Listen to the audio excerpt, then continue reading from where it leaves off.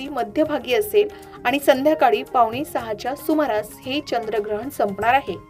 आता तुम्ही म्हणाल, दुपारी तर सूर्य असतो, मग चंद्रग्रहण कसं दिसणार?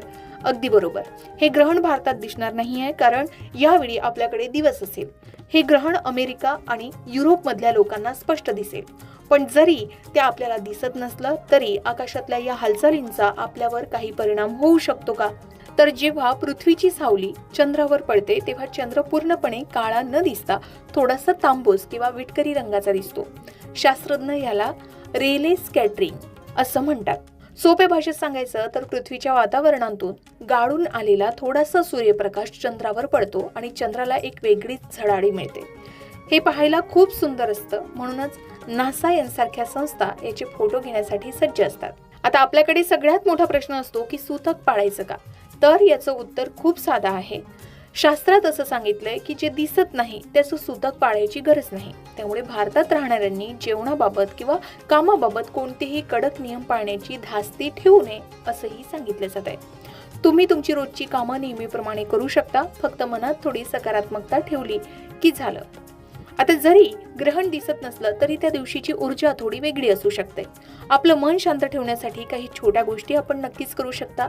जसे दुपारी जेव्हा ग्रहणाचा काळ असेल तेव्हा आपण आपल्या कामात असतानाच मनातल्या मनात ओम नमः शिवाय किंवा तुम्हाला आवडणाऱ्या देवतेचं नाव घेत राहावं, नामजप करत राहावा, नामस्मरण करत राहावं. यामुळे मानसिक शक्ती वाढते.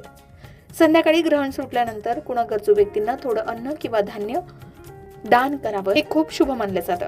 त्याचबरोबर संध्याकाळी घर छान पुसून घ्यावं किंवा धूप दीप लावून उदबत्ती लावून वातावरण प्रसन्न करावं. यामुळे घरातली नकारात्मकता निघून जायलाही मदत होते. थोडक्यात सांगायचं झालं तर हे ग्रहण मानसिक बदलाचं असू शकतं. ज्योतिषशास्त्रानुसार वृषभ, कन्या आणि मकर राशीच्या लोकांसाठी हे ग्रहण धनलाभाचे योग घेऊन येऊ शकतात. कर्क आणि मीन राशीच्या लोकांनी या दिवशी थोडं शांत राहावं, ध्यान करावं असा सल्ला दिला जातोय.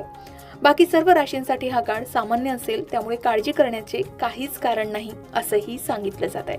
तर मंडळी, निसर्गाच्या या घटना आपल्याला सांगत असतात की सृष्टी किती अफाट आहे. 28 ऑगस्टला जरी आपल्याला चंद्र लाल रंगाचा दिसणार नसला तरी आपण आपली विचारसरणी सकारात्मक नक्कीच ठेवू शकतो. तुम्हाला ही माहिती कशी वाटली? तुमच्या काही शंका असतील तर कमेंटमध्ये विचारा. त्याची योग्य माहिती देण्याचा प्रयत्न आम्ही नक्कीच करू. सूर्यग्रहण आणि चंद्रग्रहण ऑगस्ट महिन्यात एका पाठोपाठ एक आल्यामुळे अनेक लोकांचा संभ्रम निर्माण झाला असेल, तर तो संभ्रम दूर